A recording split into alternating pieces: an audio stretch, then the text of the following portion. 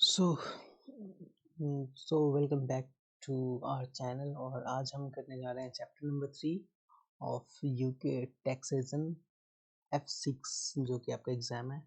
तो आज हम इसका चैप्टर नंबर 3 करेंगे और चैप्टर नंबर 3 में हम इसका पार्ट 1 रिकॉर्ड करने जा रहे हैं। तो चलिए स्टार्ट करते हैं। इन्वेस्टमेंट मैंने देखिए इसमें बहुत सारे नोट्स बनेंगे और मैंने आपके लिए इस चैप्टर का नोट बनाया, तो मैं सीधे आपको नोट से ही पढ़ाता हूँ। देखिए इस चैप्टर में हम सिर्फ और सिर्फ इन्वेस्टमेंट के बारे में पढ़ेंगे और इन्वेस्टमेंट जनरली दो तरह के होंगे। या तो वो इन्वेस्टमेंट इनकम आपके दो तरह के होंगे, या तो वो इंटरेस्ट इनकम होगा या फिर वो डिविडेंड इनकम होगा। तो बहुत ही आपने अगर इन दोनों को समझ लिया, like interest income and dividend income, वो आपका ये चैप्टर पूरा खत्म हो जाएगा। बहुत ही सिंपल और छोटा सा चैप्टर है। देखिए इंटरेस्ट इनकम आपका या तो सेविंग इनकम हो सकता है या आपका डिविडेंड इनकम हो सकता है। ठीक है जी। अब सेविंग इनकम आपके दो तरह के हो सकते हैं।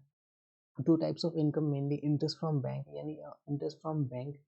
देखिए आपको जब आपके जो भी पैसे सेविंग होते हैं, ठीक है, आपने उसको बैंक में आप डाल देते हो तो आपको क्या मिलेगा? बैंक से मिलेगा आपको इंटरेस्ट। ठीक है।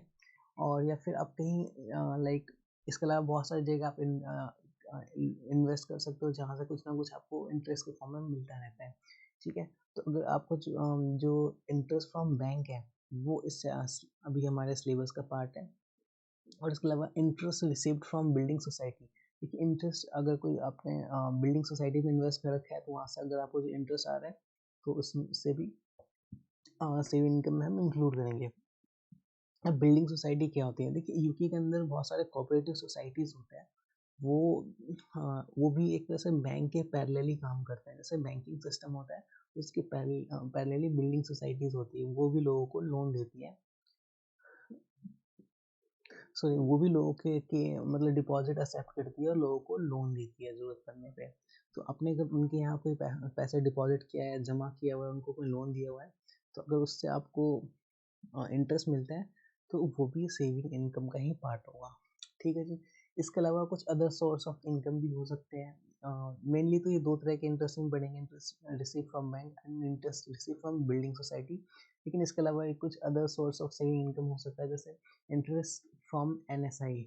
NSI means national saving investment. National saving investment दो तरह के होंगे। National saving and investment account होगा, या तो आपने इस अकाउंट में कुछ पैसे डाले हुए हैं और उससे अगर आपको कुछ रिटर्न मिल रहा है तो वो भी हमारे सेविंग इनकम का पार्ट होगा। या फिर NSI डायरेक्ट सेवर अकाउंट। तो यूके के अंदर कुछ NSI डायरेक्ट सेवर अकाउंट्स भी होते हैं। तो अगर आपने वहाँ भी पैसे डाले हैं, अगर वहाँ से कुछ आपको रिटर्न मिल रहा है तो वो भी आपके सेविंग इनकम का पार्ट होगा। ठीक है जी। देखिए सेविंग इनकम से आपसे बहुत ही सिंपल सा लॉजिक है। अगर आपके पैसे जो भी आपके बचे हुए हैं, आपने जो सेव किए हैं, आपको कहीं भी उस पैसों को पार्क कर दिया, ठीक है, आप कहीं भी पैसा डाल रहे हो और वहाँ से आपको कुछ रिटर्न आ रहा है इंटरेस्ट के फॉर्म में उस पैसे के बदले, तो वो जो इनकम इंटरेस्ट आ रहा है वो आपका सेविंग इनकम हो जाएगा। ठीक है जी। तो first other source of saving income हमारा NSI। और NSI में दो चीज़ें हमने पढ़ी, एक इन्वेस्टमेंट अकाउंट और एक है हमारा NSI डायरेक्ट सेवर अकाउंट। दोनों से जो हमारे रिटर्न आएंगे वो NSI के अंदर अकाउंट होगा, और NSI से जो हमें इंटरेस्ट फ्रॉम NSI वो हमारे सेविंग इनकम का ही पार्ट है। सेकंड है interest from gilt edge security, या फिर गिल्ड्स या गवर्नमेंट बॉन्ड्स। देखिए क्या होता है, जैसे गवर्नमेंट को भी बहुत सारे पैसे की ज़रूरत पड़ती है, और अगर उनको एक्स्ट्रा पैसे की ज़रूरत पड़ती है तो या तो वो ग्लोबली बाहर जाके लोन लेंगे, या फिर वो कंट्री के अंदर भी लोन अपने लोगों से ले सकते हैं। अब गवर्नमेंट क्या करती है, कुछ सिक्योरिटीज इशू करती है, या कुछ बॉन्ड पेपर या कोई कुछ स्टेट सिक्योरिटी या कुछ ट्रेजरी टाइप का कुछ पेपर इशू करती है गवर्नमेंट। और ये होता है 10 साल के लिए, 20 साल को, 10 साल के लिए हो सकता है, 20 साल के लिए, 30 साल के लिए ये हो सकता है। ठीक है। और इसमें गवर्नमेंट कुछ ना कुछ प्रॉमिस करती है, लाइक 9%, 10% कुछ ना कुछ इंटरेस्ट देने का प्रॉमिस करती है। तो मान लीजिए अगर गवर्नमेंट ने 20 साल का कोई बॉन्ड इशू किया हुआ है, ठीक है, और इंटरेस्ट उस पर मान लीजिए 9% है, तो अगर आपने ये बॉन्ड परचेज किया है, ठीक है, तो आपको गवर्नमेंट इस बॉन्ड के बदले में, यानी इस सिक्योरिटी के बदले में हर साल 9% आपको इंटरेस्ट देगी। ठीक है जी। और 20 साल होने के बाद वो मैच्योर हो जाएगा और 20 साल के बाद आपने जितने रुपए का परचेज किया होता है सिक्योरिटी, वो सारा का सारा आपका पैसा वापस मिल जाता है, ठीक है। तो ये होता है गवर्नमेंट बॉन्ड्स। अब यूके के अंदर जो गवर्नमेंट बॉन्ड होता है उसको गिल्ड कहते हैं। अब वो 10 साल का गिल्ड हो सकता है, 15 साल का हो सकता है, 20 साल का हो सकता है। अगर आप बॉन्ड्स में इन्वेस्टमेंट करते हैं, ट्रेडिंग करते हैं बॉन्ड्स की, तो आपको पता होगा गवर्नमेंट बॉन्ड्स जो यूके में होते हैं उसको गिल्ड्स बोलते हैं, ठीक है। तो ये अब ये गवर्नमेंट बॉन्ड्स दो तरह के हो सकते हैं यूके के अंदर, ट्रेजरी स्टॉक या फिर एक्सचेकर स्टॉक। ये इतना इंपॉर्टेंट नहीं है, बस ऐसे मैंने लिखवा दिया तो आप ध्यान रखिएगा। इसके अलावा interest from company loan stock, company bonds, debentures, loan notes. तो देखिए कई बार कंपनी को भी पैसे की जरूरत पड़ती है, तो कंपनी दो तरीके से पैसा रेज कर सकती है। या तो वो शेयर्स इशू करेगी, या तो कंपनी लोन लेगी बैंक से या लोगों से भी ले सकती है। तो देखिए जब शेयर्स से एक पैसे कंपनी लेती है, तो कंपनी के पास दो डिमेरिट होते हैं। या कंपनी को वैसे बहुत सारे होते हैं, लेकिन जो मेन इशू है शेयर के साथ वो ये है कि आपको अपना जो ऑनरशिप है कंपनी के अंदर वो कॉम्प्रोमाइज़ करना पड़ता है। कंपनी के अंदर जो ऑनर्स एग्जिस्टिंग ऑनर्स है, उनका जो शेयर है वो डाइल्यूट हो जाता है। अगर कंपनी अपने जो शेयर ऑनरशिप है उसको अगर कॉम्प्रोमाइज़ नहीं करना चाहती, अपने शेयर को डाइल्यूट नहीं करना चाहती, तो वो क्या कर सकती है, शेयर्स के बदले डायरेक्टली डिबेंचर्स या कुछ लोन नोट्स इशू कर सकती है। नहीं, सिमिलरली जैसे गवर्नमेंट पैसे उठाती है मार्केट से, वैसे ही कंपनी अपने कुछ सिक्योरिटीज इशू करेंगी और उसके बदले में आपको कंपनीज इंटरेस्ट देगी, जो भी स्टार्टिंग में रेट प्रॉमिस किया गया था। और जब मेच्योरिटी हो जाएगा, मान लीजिए 10 साल का नोट था या डिवेंचर्स था या कंपनी बॉन्ड था, 10 साल का था, तो 10 साल के बाद आपका जो मेच्योर हो जाएगा बॉन्ड, और उसके बाद आपका पूरा का पूरा जो आपने पैसे इन्वेस्ट किया था वो मिल जाएगा। और 10 साल तक आपको हर साल कुछ ना कुछ इंटरेस्ट मिलता रहेगा, जितना कंपनी ने प्रॉमिस किया होगा, ठीक है जी। तो तीन तरह हमने चलिए 5 तरह के हमने इंटरेस्ट इनकम के बारे में पढ़ा। एक तो इंटरेस्ट फ्रॉम बैंक, वो भी सेविंग इनकम है। इसके अलावा interest from building society saving income का पार्ट है। फिर interest from NSI, national saving and investment account. ये भी दो तरह के थे। एनएसआई या तो इन्वेस्टमेंट अकाउंट होगा, या तो एनएसआई डायरेक्ट सेवर अकाउंट होगा। तो दोनों से भी आपकी इनकम आ रही है। इनकम आपका जो इंटरेस्ट आ रहा है वो हमारे सेविंग इनकम का पार्ट होगा। या फिर interest from gilt edge securities या गिल्ड बॉन्ड्स जो गवर्नमेंट के हैं, उसमें वो भी आपने बाय कर रखा है, तो जो इंटरेस्ट आएगा वो आपका सेविंग इनकम का पार्ट होगा। या फिर कोई कंपनी अपने लोन स्टॉक लिया हुआ है, कंपनी ने कोई डिवेंचर्स बाय किया है, या कंपनी के कोई लोन नोट्स। देखिए एक ही शब्द के दो तीन नाम है, ठीक है। ऐसा नहीं है कि ये तीन चार अलग अलग चीज़ें, एक ही चीज़ है, उसका दो तीन नाम है। अलग अलग कंट्रीज में अलग अलग नेम से जानते हैं उनको, ठीक है। तो अगर आपने कंपनी का कुछ बाय किया हुआ है, तो वहाँ से भी आपको इंटरेस्ट मिलेगा। और वो जो इंटरेस्ट है, ध्यान रखिएगा, वो इंटरेस्ट जो आ रहा है वो आपका सेविंग इनकम है, ठीक है। मान लीजिए आपने 10,000 रुपये का, 10,000 पाउंड का आपने लोन बाय किया है, और 10 साल के मेच्योरिटी के बाद आपको 10,000 कंपनी दे देती है। ये 10,000 आपका सेविंग इनकम नहीं है, वो तो ठीक है। लेकिन जो हर साल मान लीजिए आपको 100 पाउंड हर साल आपको इंटरेस्ट दे रही है कंपनी, ये आपका सेविंग इनकम है, ये सेविंग इनकम नहीं है। तो ध्यान रखिएगा इस चीज़ का। अब note number 1, income from NSI certificates and premium bond winnings are exempt. तो जो आपका इनकम फ्रॉम एनएसआई यानी ये वाला जो इंटरेस्ट आपका इनकम होगा वो एग्जाम्प्ट होता है फ्रॉम टैक्स, ठीक है। तो इस पे आपको कुछ भी टैक्स पे नहीं करना पड़ता। जो एनएसआई से हमारा इंटरेस्ट आता है। एनएसआई अगेन दो तरह के, investment account and tax account. तो ध्यान रखिएगा, एनएसआई सर्टिफिकेट से जो भी हमारी इनकम होगी वो हमारी एग्जाम्प्ट होती है। इसके अलावा प्रीमियम बॉन्ड विनिंग्स, ये भी डिस्कस करेंगे हम बाद में नेक्स्ट के पार्ट में कि ये चीज़ें क्या होती हैं। अगर कोई चीज़ ऐसा कुछ नाम आपको दिखाई दे तो समझ जाइएगा एग्जाम्प्ट है। इसके अलावा individual is taxed on amount of saving income received in tax year. ध्यान रखिएगा, यहाँ पे एक कीवर्ड है सेविंग इनकम रिसीव्ड। तो जो भी इंडिविजुअल है उसको इस टैक्स ईयर में, हमारे करंट टैक्स ईयर में जितना भी इंटरेस्ट यानी सेविंग इनकम रिसीव हुआ है ना, उस पर हम टैक्स लगाते हैं, ना कि अक्रू हुआ है। मान लीजिए फॉर एग्जांपल आपको पता है कि 6 अप्रैल, अभी जो करंट टैक्स ईयर है वो 6 अप्रैल 22 से 5 अप्रैल 23 है, ठीक है जी।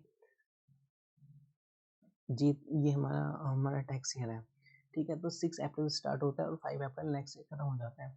अब मान लेते हैं हमने कोई 1 जन को कुछ हमने बाय किया था, हमने कोई मान लीजिए कोई कंपनी का लोन, हमने कुछ लोन स्टॉक वगैरह बाय किया हुआ था, कोई डिवेंचर बाय किया हुआ था, और 31 दिसंबर को ना मुझे मान लीजिए कंपनी का इंटरेस्ट आता है 5000, ठीक है, मान लेते हैं 6000।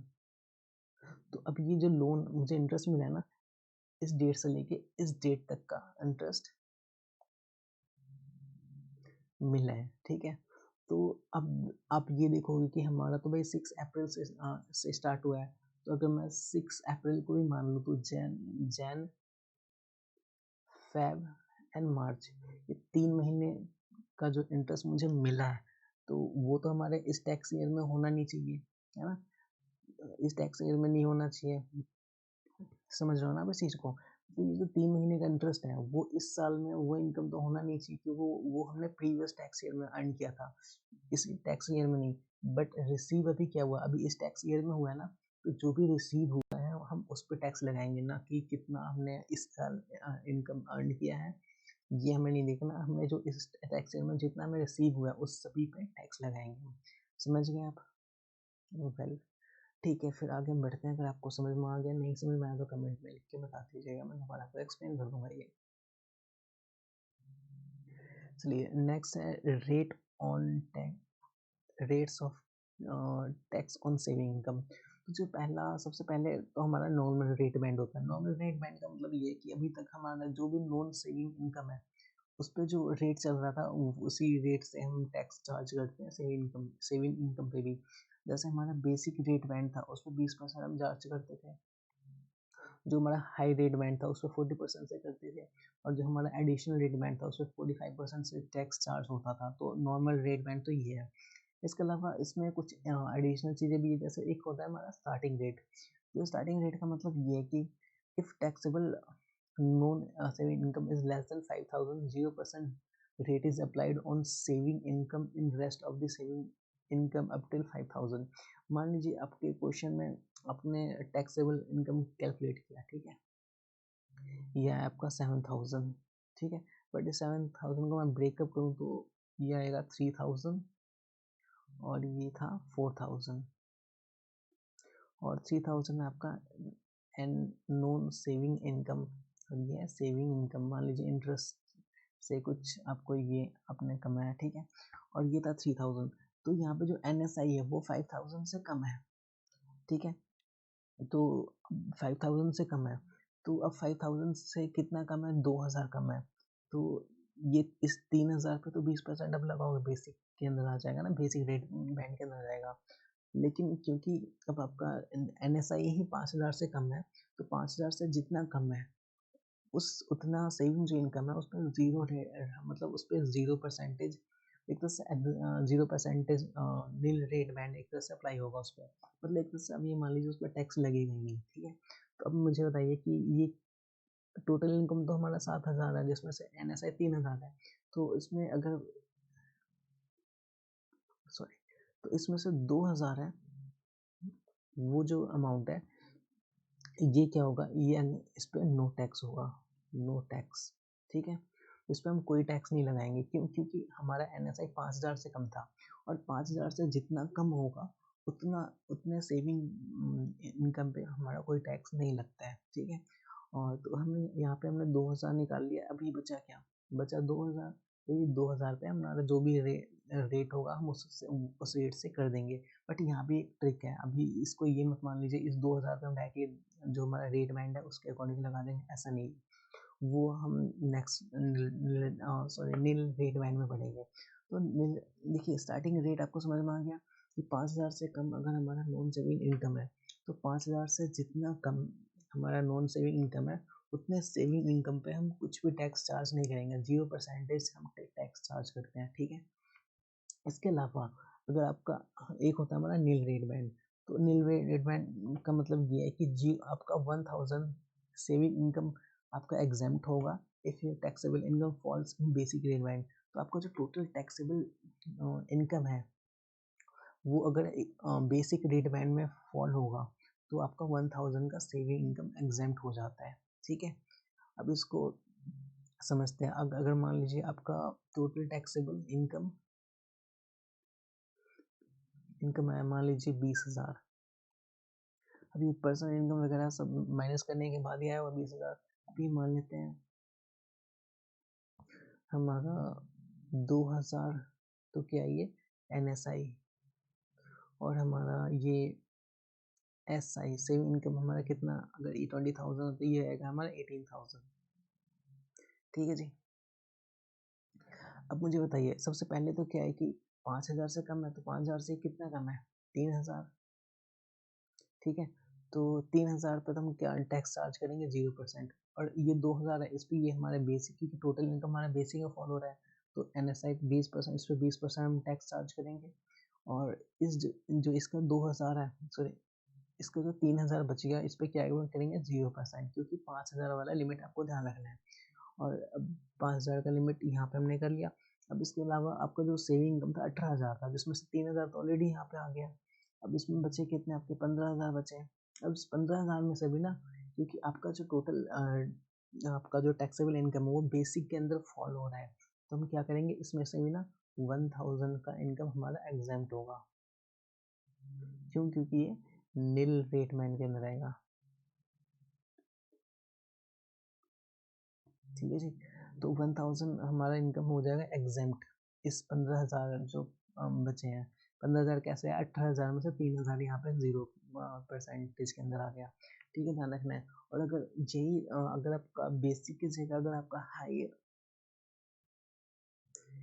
आपका हाई रेट बैंड के अंदर आपका टैक्सेबल इनकम आएगा तो वो अब आपको 1,000 की जगह सिर्फ 500 का आपको एग्जेम्प्ट, आपका जो सेविंग इनकम है वो एग्जेम्प्ट होगा। तो आपको ध्यान रखना है अगर बेसिक रेट बैंड के अंदर आपका इनकम फॉल हो रहा है आपको 1,000 का सेविंग इनकम एग्जेम्प्ट हो जाता है। अगर आपका हाई रेट बैंड के अंदर आपका फॉल हो रहा है तो आपको 500 तक का एग्जेम्पशन मिलेगा सेविंग इनकम में आपके। और अगर आपका इनकम टैक्सेबल इनकम एडिशनल में है तो आपको कुछ भी फायदा नहीं मिलता, कोई बेनिफिट नहीं मिलता। ठीक है, set of relief and personal allowance. देखिए अब क्या होता है, अगर आप कोई रिलीफ है या कोई पर्सनल अलाउंस है उसको हम सबसे पहले हम कहाँ से रिड्यूस करते हैं, उसको हम रिड्यूस करते हैं सेविंग इनकम से, सॉरी नॉन सेविंग इनकम से। उसके बाद अगर कुछ अभी पर्सनल अलाउंस या रिलीफ बचा है तो हम उसमें उसके बाद हम माइनस करेंगे उससे सेविंग इनकम से। सेविंग इनकम से माइनस करने के बाद भी अगर कुछ बचा हुआ है तो हम उसको माइनस करेंगे फिर डिविडेंड इनकम से। तो ये सेम ऑर्डर फॉलो होगा, इसको ध्यान रखना है। पहले NSI, सबसे पहले हम किससे माइनस करेंगे NSI, फिर हम उसको माइनस करेंगे SI में से, फिर उसको हम डिविडेंड इनकम में से। इसी ऑर्डर पे हम इसको माइनस करेंगे। अगर हमारे पास कुछ भी बच रहा है तो बच क्या रहा है सेविंग इनकम या फिर रिलीफ। ठीक है, तो ये इतना था थ्योरी। अब मैं इसे रिलेटेड कुछ क्वेश्चन कराऊंगा ताकि ये जो हमने पढ़ा थ्योरी ये आपका थोड़ा स्ट्रांग हो जाए। ठीक है, तो डायरेक्टली हम अपने क्वेश्चंस की तरफ वो करते हैं। ये पढ़ लीजिएगा, ये जो इसने लिखा हुआ है उसी चीज़ को मैंने आपको जस्ट अभी बताया। ठीक है, चलिए इलस्ट्रेशन नंबर 1 में क्या ये कह रहा है Jane received bank interest of 3,000 during the tax year. ये तो करंट टैक्स ईयर में उसको 3,000 इसको मिला है बैंक से इंटरेस्ट इनकम। ठीक है, calculate Jen's income tax liability assume she also had employment income of case 1 में 11,000 this much and this much. चलिए जी, ठीक है, कर लेते हैं सेविंग इनकम इलस्ट्रेशन नंबर 1। तो 1 कर लेते हैं। तो सबसे पहले कौन सा इनकम आता है हमारा नॉन सेविंग इनकम, उसके बाद आता है हमारा सेविंग इनकम। ठीक है, इसके अंदर के अलावा कोई इस क्वेश्चन में दूसरा डिविडेंड इनकम तो है, जो डिविडेंड के लिए मैं अलग से कॉलम नहीं बता रहा बनाना से हम यहाँ पर सीधा करेंगे टोटल इनकम। तो सबसे पहले इनकम हम लिख लेते हैं। सेविंग इनकम इस क्वेश्चन में केस 1 में है 11,000, नॉन सेविंग इनकम 11,000 जो कि एम्प्लॉयमेंट से आ रहा है, और सेविंग इनकम कितना है 3,000। तो ये कितना हो जाएगा 15,000। क्योंकि 1,00,000 से कम है तो हम इसमें क्या इसको देंगे पर्सनल अलाउंस। पर्सनल अलाउंस सबसे पहले किस में से माइनस होगा, यहाँ से माइनस हो जाएगा। क्योंकि अब है ही 11,000, तो 11,000 से तो ज़्यादा नहीं कर सकते, लेकिन यही क्या होगा 11,000 की ये टोटल हम देते कितना है 12,570 दे सकते हैं। तो 11,000 यहाँ पर रिड्यूस हो गया। अब ये क्या करेंगे, जो बच गया अब उसको हम यहाँ से माइनस करेंगे। तो बताइए कितना बचा, 1570। ठीक है जी। अब यहाँ पर टोटल कितना हो जाएगा 12,570। चलिए मुझे जल्दी से कैलकुलेट करके बताइए कितना आता है।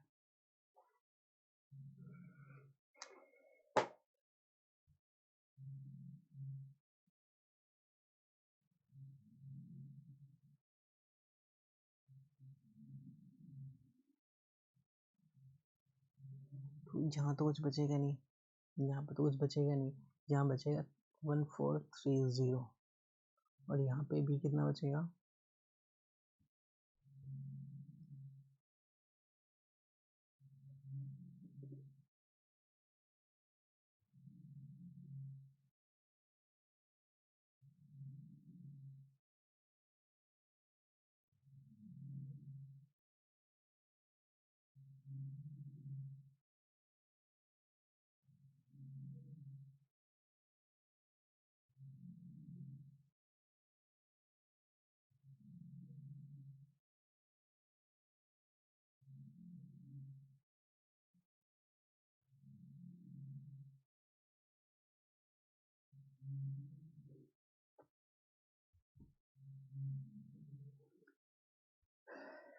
I'm sorry। चलिए जल्दी से वो मुझे कैलकुलेट करके बताइए क्या बचेगा, 15,000 माइनस 12,570, 24, 30, सॉरी ये 11 प्लस 3 14 ही होगा ना, 14 होगा। यहाँ भी कितना बचेगा 1430। चलिए यहाँ तक तो हो गया, और कोई एडिशनल इन्फॉर्मेशन नहीं है क्वेश्चन के अंदर, तो हम इस अब क्या करेंगे, टैक्सेबल इनकम, यही हमारा क्या हो जाएगा टैक्सेबल इनकम। अब टैक्सेबल इनकम देखिए, इनका टोटल इनकम ही कितना है 1430, तो ये बेसिक के अंदर ही फॉलो होगा, है ना। और क्योंकि इनका जो इन हम यहाँ पे चार्ट बना लेते हैं, एक लाइन ड्रॉ कर लेते हैं, यहाँ तक फर्स्ट 5,000 का इनकम, फिर हमारा बेसिक रेट बैंड 37,500, और यहाँ पे 1,00,000 से ज़्यादा का। ठीक है, तो इनकम मुझे बताइए, टोटल इनकम इनका यहाँ पे क्या है 1430, यहीं पे फॉलो हो रहा है कहीं ना कहीं 1430। तो अब ये टोटल इनकम ही क्या है इनका 5,000 से कम है ना। देखिए नॉन सेविंग इनकम इनकम तो कुछ है ही नहीं टैक्सेबल ना, है ही नहीं नॉन सेविंग इनकम टैक्सेबल। तो पूरा 5,000 जो भी इस एरिया के अंदर आएगा वो सब उस पर किस रेट से हम अप्लाई करेंगे, 0% रेट से। तो जो ये हमारा यहाँ पर टैक्स लायबिलिटी हो जाएगा, ये 0 हो जाएगा। ठीक है जी, तो ये आपको समझ में आ गया होगा। नेक्स्ट क्वेश्चन है, सॉरी, तो टोटल टैक्स लायबिलिटी 0 है इस पार्ट 1 में, मतलब केस 1 में। केस 2 है 15,200, तो 15,200 के हिसाब से भी कर लेते हैं।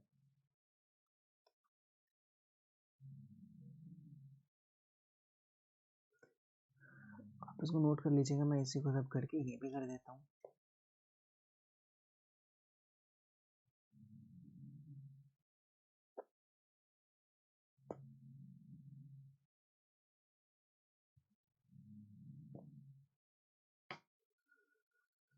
चलिए, तो 15,200 इनकम है, NSI 15,200, और सेविंग इनकम अगेन कितना है 3,000।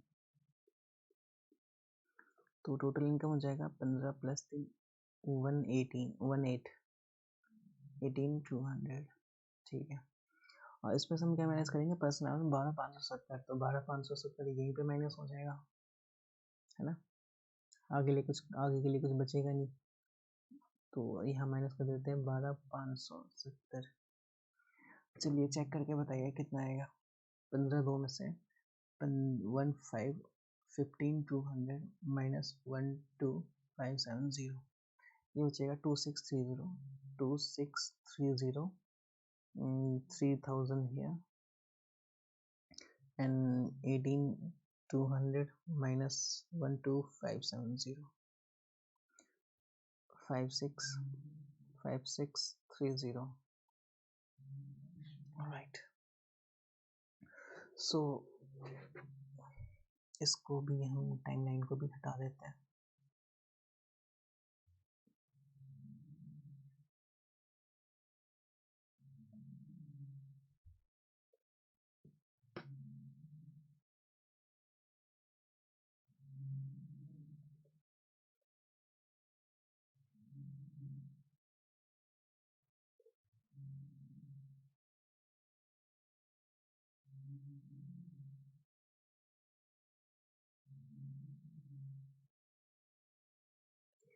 चलिए अब इसके अकॉर्डिंग, इस क्वेश्चन के अकॉर्डिंग बना लेते हैं। ये कितना था,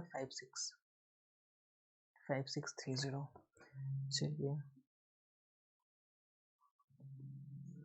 ये 5000 से इनकम ज़्यादा है तो मैं लिख नहीं रहा, नहीं ज़रूरत पड़ेगी एक्चुअली, क्योंकि NSI जो इसका NSI है वो 5000 से कम ही है। 37700, चलिए 3770, इससे ज़्यादा इनकम है नहीं तो मैं इसका आगे लिख नहीं रहा। अब मुझे बताइए ये इसका जो टोटल इनकम है 5630, तो कहीं कहीं ना कहीं यहाँ फॉल करेगा 5630, ठीक है। अब 5630 में अब इसका ये इनकम है NSI वो है 2630, तो कहीं ना कहीं ये यहाँ पे 2630 कुछ ना कुछ कहीं ना कहीं यहाँ पे आ जाएगा NSI 2630। और इसके अलावा 3000 ये इनकम है, तो 3000 सॉरी ये कुछ यहाँ से यहाँ तक ये इनकम होगा हमारा SI, ठीक है जी। और ये कितना है यहाँ पे टोटल 3000।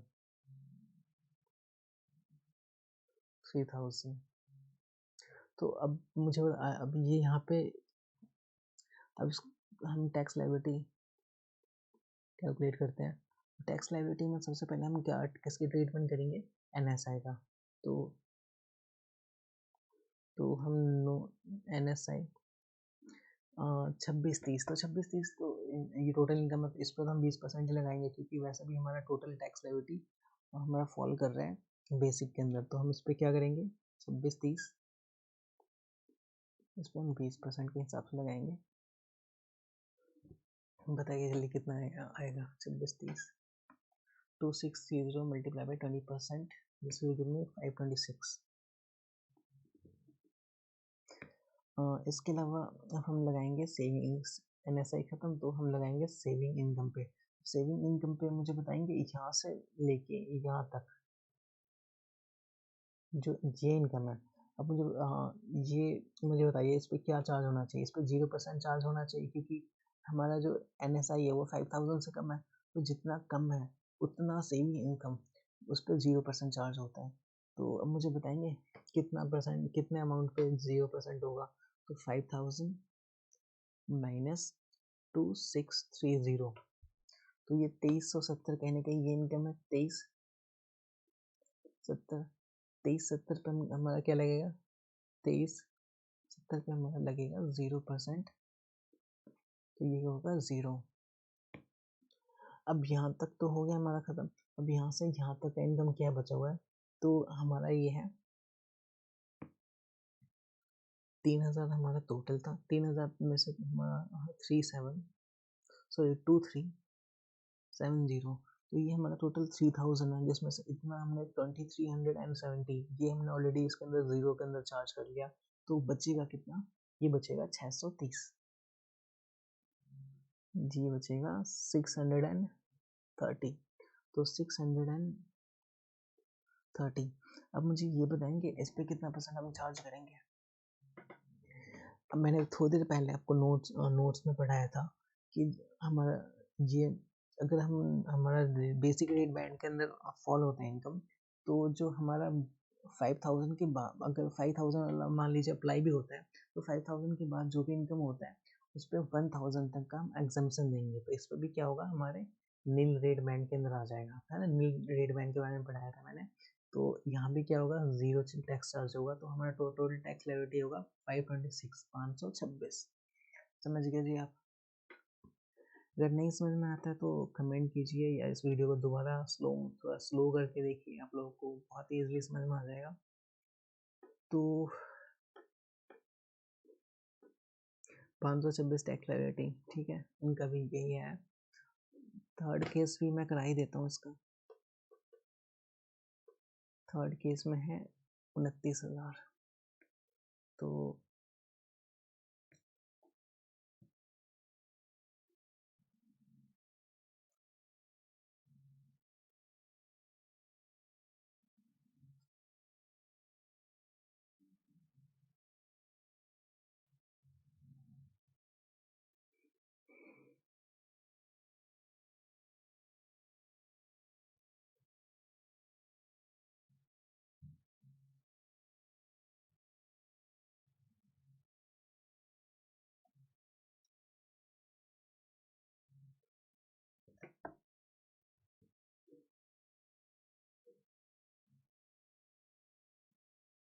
चलिए जी, मुझे बताइए कितना इनकम था? 29,000 ना, 29,000। NSI कितना है? 29,000, 29,000, and this is again 3,000, so total will be 32,000.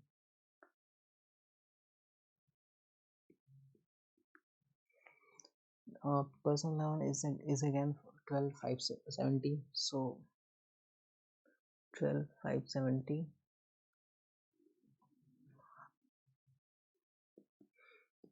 0 12,570। चलिए माइनस करके बताइए जल्दी से।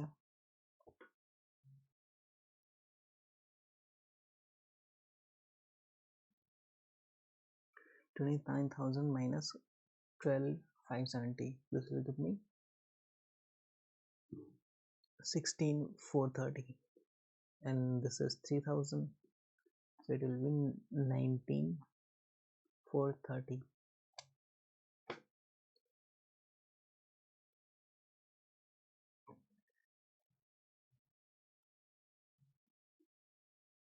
Okay, so my total income is 19,430. Let me make the line to understand this better. This is 5,000, this is 3,700, so my income goes to 19,000, so somewhere here. अब इस income में से हमारा जो ये इनकम है वो है नॉन सेविंग, वो है 16 समथिंग यहाँ पे। तो ये है NSI और ये कितना है 16,430। और इसके बाद हमारा स्टार्ट होता है सेविंग इनकम विच इज 3,000।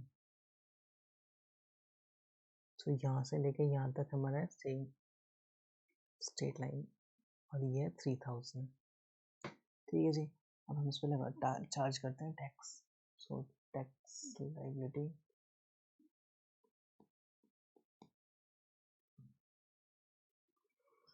सबसे पहले हम करेंगे बेसिक के अंदर बेसिक रेट बैंड। इस बेसिक रेट बैंड के अंदर हमारा सबसे पहले हम टैक्स लगाएंगे NSI, नॉन सेविंग इनकम। तो नॉन सेविंग कितना है हमारा 16,430। ये 5,000 से ज़्यादा है, इस बार 5,000 का जो लिमिट है ये किसी काम का नहीं है, हम इसको कुछ भी नहीं करेंगे। इसको सीधा हम लगाएंगे 20% का टैक्स। तो 16,432 16,430 multiply by 20%, this will give me 3,286 and then 3,000।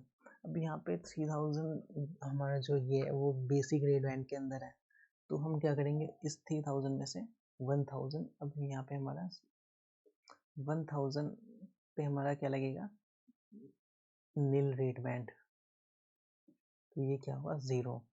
बचेगा कितना हमारा सेविंग इनकम, हमारा बचेगा 2,000। तो 2,000 पे हम कितना चार्ज करेंगे 20%, जो हमारा नॉर्मल रेट बैंड है। तो ये हो जाएगा 400 समथिंग। तो हमारा टैक्स लायबिलिटी होगा 32 + 4 36 86। ठीक है जी, अब यहाँ पे एंड से मैच कर लेते हैं 36 86। तो सेम हमारा इसका भी आंसर है, तो देख लीजिएगा। बाकी इलस्ट्रेशन नंबर 2 कर लेते हैं। Alonso received bank interest this much during tax year. Calculate Alonso's income tax liability assuming he had trading income the year. So इसकी ये उसकी ट्रेडिंग का इनकम है। तो केस 1 में 43,000, 53,000 एंड 145। चलिए ये भी मैं आपके लिए कर देता हूँ, एंड देन मैं आपके लिए वन टेस्ट अंडरस्टैंडिंग में वन आपके लिए मैं होमवर्क में छोड़ दूँगा आप लोगों के लिए।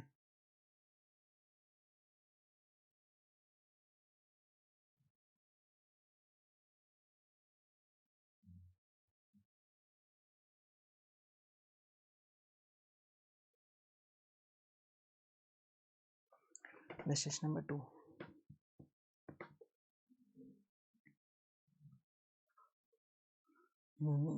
Trading income of 43,000. So income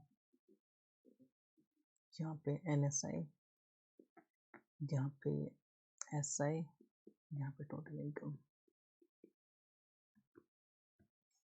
So this is 43,000. This is 7850. So total would be 50,850.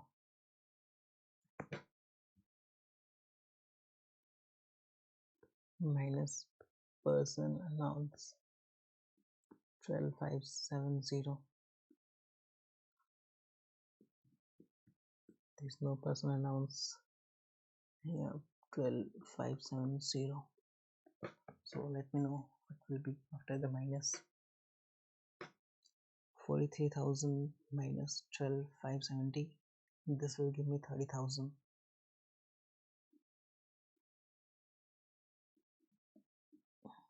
30,000 430. 7850.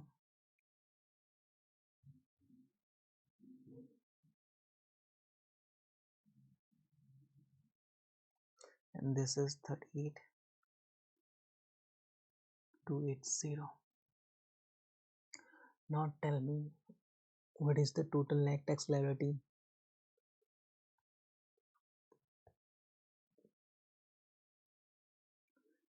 Let me make the chart first of all to understand this better. देखिए income NSI non saving income 5,000 से ज़्यादा है तो मुझे 5,000 लिखने की जरूरत नहीं है, मैं डायरेक्ट लिखता हूँ 37,700। और क्योंकि इस हाई रेट बैंड में के बाहर कुछ है नहीं तो 150 में लिख नहीं रहा। चलिए तो ये इनकम मुझे बताएंगे टोटल, तो हमारा यहाँ तक आ जाएगा ऑलमोस्ट 38,280। इसमें से NSI कितना है, लगभग यहाँ पे 37 है, तो जूम कर लेते हैं, यहाँ तक आ जाएगा कम से कम 30।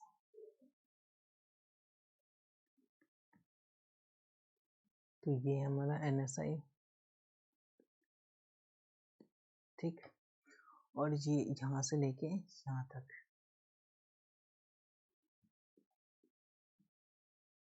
ये है हमारा SI दिस मच, ठीक है।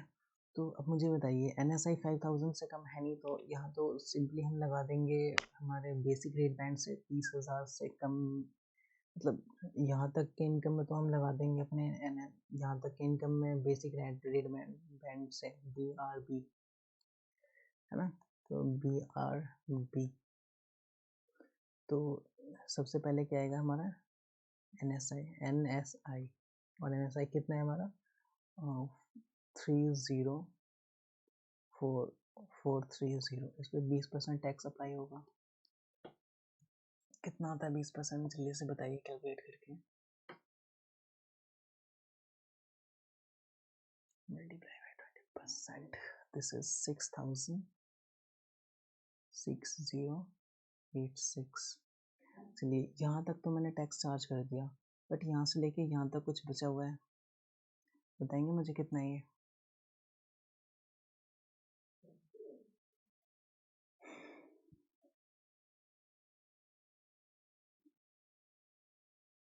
मैं यहाँ पे बताना चाहूँगा आप लोगों को, जो हमारा टोटल इनकम है वो फॉल हो रहा है हाई रेट बैंड के अंदर। तो मैक्सिमम हम सेविंग इनकम में हम नील रेट बैंड यानी एग्जाम्प्ट है वो कितना है 500। तो यहाँ पे मान लीजिए 500 सेविंग इनकम, तो 500 सेविंग इनकम ये वाला कहीं ना कहीं आ जाएगा, है ना, ये वाला। तो ये इस पर हम कितना लगाएंगे 0% चार्ज लगाएंगे, है ना। तो यहाँ पे हम सेविंग इनकम लिखते हैं और 500 पे तो हम लगाएंगे बिल्कुल 0%, 0। अब ये बताइए 500 अगर मैं रिमूव कर दूं उसके बाद यहाँ पे कितना और बचा होगा इस जगह पे। अब ये कैसे निकलेगा, चलिए ये निकालने के लिए सिंपली आप 37,000 में से ये माइनस करोगे NSI तो पता लगेगा ये अमाउंट कितना है ना। और इसमें से आप फिर से 500 रिमूव कर दो तो पता लग जाएगा ये चीज़ कितनी है। तो यही करने जा रहा हूँ मैं। तो 7,000 माइनस 30,430, सो ये आ जाएगा टोटल, ये टोटल आ जाएगा हमारा 7270। और इसमें से हम माइनस करेंगे 500 जो कि 0, जिस पे 0 अप्लाई हुआ था टैक्स रेट। तो हमारा बचेगा 6770 और इस पर हम अप्लाई करेंगे 20%, क्योंकि बेसिक रेट बैंड के अंदर ही फॉलो हो रहा है। तो जल्दी से बताइए कितना टैक्स होगा।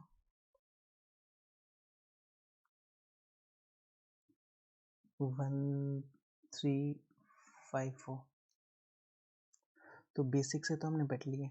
इसके अलावा हमारा ये यहाँ से यहाँ तक हमारा जो सेविंग इनकम है इस पर हम टैक्स लगाना है। तो इस पर आ जाता है हाई रेट बैंड और इसके अंदर सेविंग इनकम में जल्दी से बताइए कितना फॉलो होगा। तो ये हमारा टोटल इनकम है 38,280 माइनस 37,700, इतना तो हम लगा चुके हैं। तो बचेगा कितना 580, इस पर हम टैक्स चार्ज करेंगे 40%।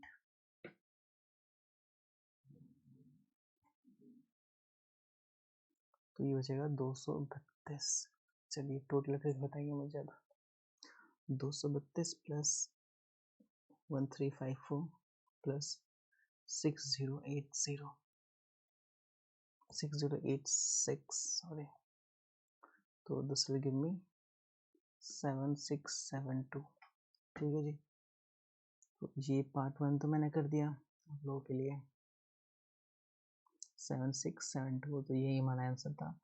अब इसका पार्ट 2 आप लोग करेंगे या मैं ही करूँ।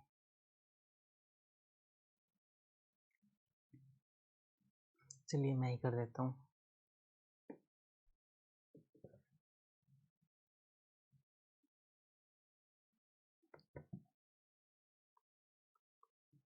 तो इनकम लिख लेते हैं यहाँ NSI SI टोटल इनकम। तो यहाँ पे तो आ जाएगा 53,000।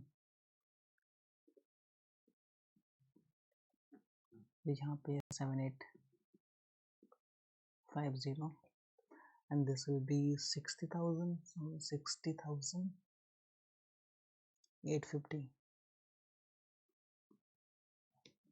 इसमें से माइनस करते हैं PA जो कि होगा 12,570 and this will give me, sorry पहले यहाँ पे यहाँ पे माइनस कर देते हैं। अब हमें करना पड़ेगा इसमें से ये रिड्यूस, सो करके बताइए आप लोग।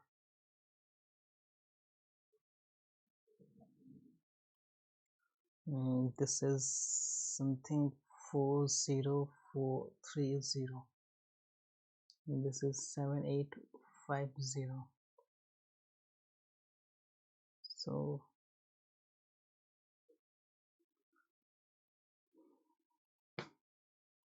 this is 48,280। ठीक है जी। तो ये हमारा जाएगा टैक्सेबल इनकम। अब हम बना लेते हैं अपना लाइन पे हम शो करते हैं सो दैट हमें एक ब्रॉड फिगर, एक ब्रॉड पिक्चर दिख सके। ये है हमारा 37,700 एंड दिस इज 48,000 जो कि हमारा टोटल इनकम है।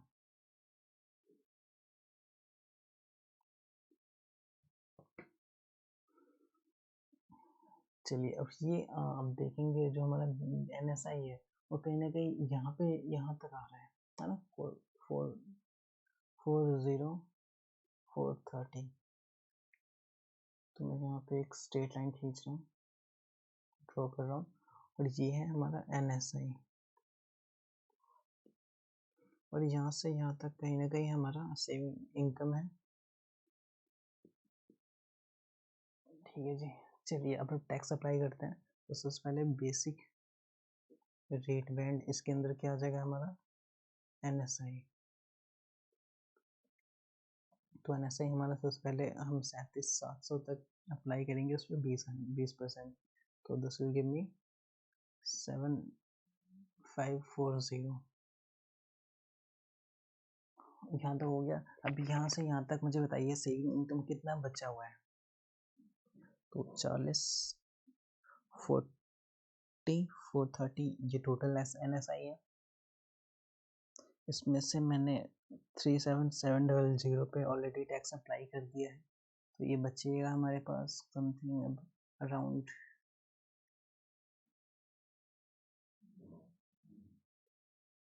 NSI 27, ये हाई रेट बैंड है, 2730, इस पर 40%। तो 40% बताइए फिर कितना होगा। 1092 ओके। यहाँ तक तो मैं टैक्स अप्लाई कर दिया इस पर। अब मुझे ये बताइए यहाँ से लेके यहाँ तक कितना इनकम आएगा जो कि सेविंग इनकम है। ये समथिंग, ये तो ऑफ कोर्स हमें पता है 7850 है। 7850, अब देखिए जो हमारा टोटल इनकम है वो हमारा फॉल हो रहा है हाई रेट बैंड के अंदर।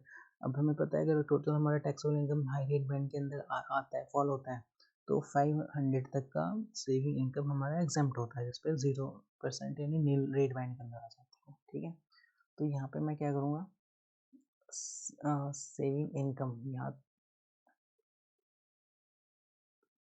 यहाँ पे 500 तक पे तो मैं लगा दूंगा 0%, लगा 0। उसके बाद जो बचेगा यानी ये बचेगा 7,350, इस पे लगाएंगे हम 40%।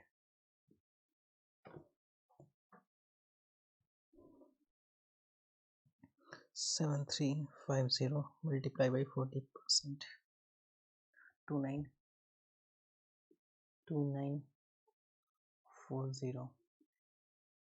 So 2940 plus 1092 plus 7540. So this will give me something 11,572. 11,572।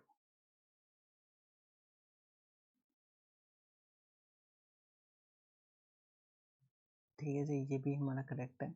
चलिए बाकी आप लोगों को मैं होमवर्क दे देता हूँ, उसका थर्ड पार्ट कीजिएगा होमवर्क में, और इसके अलावा ये पार्ट भी आपको इसका टेस्ट अंडरस्टैंडिंग नंबर 1 भी करना है। जे मेरे से bank interest this much touring tax ये, और कुछ पे डिडक्शंस ऑलरेडी गिवन है, मतलब calculate Jimmy's income tax assuming he also had employment income and pay deduction in the tax rate। तो आपको ये क्वेश्चन बहुत ही इजी है। देखिए जो भी आपका लाइबिलिटी आएगा उसमें सब जब चेक करना है कि ये पे अगर ये हम रिड्यूस करते हैं तो क्या ये हमारा आंसर आएगा, हम ये रिड्यूस करते हैं तो ये आएगा, या हम ये रिड्यूस करते हैं तो ये आएगा। ठीक है, जो आपका जो फाइनल आंसर आएगा उसके अकॉर्डिंगली आप ये देख लीजिएगा।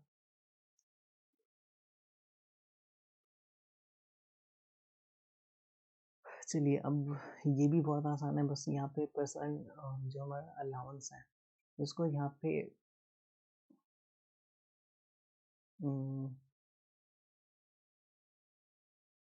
Actually earned employment income this month and receive, मैं ये आपको यहीं पे करा देता हूँ, उसी के अंदर ही समझा देता हूँ। This month is employment income and receiving building society interest, ये ठीक है, एम्प्लॉयमेंट इनकम और ये saving income. They paid qualifying interest 100 during the tax year, 47 is पे। तो सबसे पहले एम्प्लॉयमेंट इनकम उसका ये है एंड बिल्डिंग सोसाइटी इनकम ये है, तो हमने NSI और SI बना लिया और यहाँ पे टोटल लिख दिया, ठीक है। उसके बाद टोटल इनकम आ गया। अब देखिए ये जो हमारा क्वालिफाइंग इंटरेस्ट है ये हमारे लिए ये हमारे लिए 100 रिलीफ है। रिलीफ को सबसे पहले हम कहाँ रिड्यूस करते हैं, NSI से। तो यहाँ पे हमने टोटल इनकम में से इंटरेस्ट पेड यानी क्वालिफाइंग इंटरेस्ट पेड हम यहाँ माइनस कर देंगे, ठीक है। यहाँ पे तो कुछ बचेगा नहीं, तो यहाँ हम टोटल में लिख दिया हमने। उसके बाद हमारा आ गया नेट इनकम, ये माइनस करने के बाद नेट इनकम से हम माइनस करते हैं हम अपना पर्सनल अलाउंस। तो यहाँ पे हमने पर्सनल अलाउंस रिड्यूस कर दिया, यहाँ पे कुछ बचा नहीं यहाँ पे ट्रांसफर करने के लिए, और ये हमारा आ जाता है टैक्सेबल इनकम। अब टैक्सेबल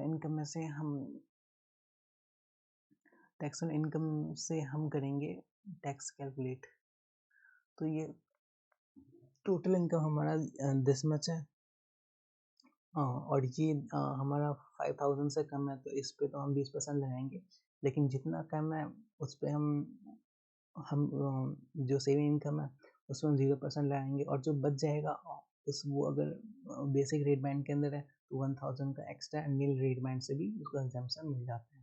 तो देख लेते हैं इन लोगों ने क्या किया है। देखिए जो स्टार्टिंग में NSI है, ये NSI है, उसको 415 इस पर 20% का टैक्स लगाया, और जो हमारा जितना बच गया 5000 में से 415 माइनस करेंगे तो इतना बच गया, तो ये क्या हो जाएगा हमारे लिए सेविंग इनकम। सेविंग पे हमने यहाँ पे क्या लिखा है, 0 रेट बैंड से, सॉरी 0% लगाया, क्योंकि स्टार्टिंग रेट इस पर अप्लाई होगा। स्टार्टिंग रेट कितना होता है, 0। उसके अलावा सेविंग इनकम जो हमारा 1000 है, अगेन उस पर 0 रेट बैंड होगा, क्योंकि बेसिक के अंदर ये फॉलो हो रहा है। इसके अलावा जो हम बच गया उस पर हम 20% का टैक्स लगा देंगे, ठीक है। और क्योंकि क्वेश्चन में 47 पे ही है, तो लास्ट में हम टैक्स लायबिलिटी में से ये माइनस करेंगे तो हमारा टैक्स पेएबल लास्ट। ठीक है जी, तो इस वीडियो को हम यही एंड करते हैं। अगर आपको सही लगा हो तो लाइक कीजिए, कमेंट कीजिए, और अपने फ्रेंड्स अपने ग्रुप्स में वीडियो को शेयर कीजिए। Thank you for watching, have a nice day.